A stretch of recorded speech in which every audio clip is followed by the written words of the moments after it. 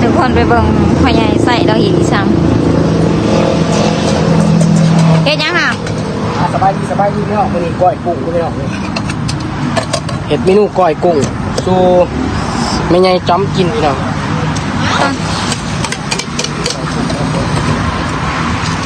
กุ้งเด้อพี่น้องเด้อเหมือนเด้อเข้าครัวพี่น้องขอเส้นนิดนึงเป็นนัวใส่แซ่บ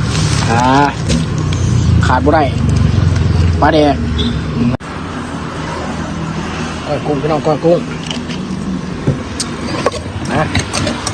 มื้อนี้เมนูก้อยกุ้งพี่น้องนี่กุ้งเต้นอยู่ข้างล่างใส่จังหน่อย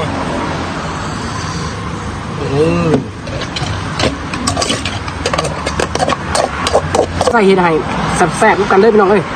มึงก้อยกุ้งสูตรเด็ดภาษายอดเลยยังเต้นอยู่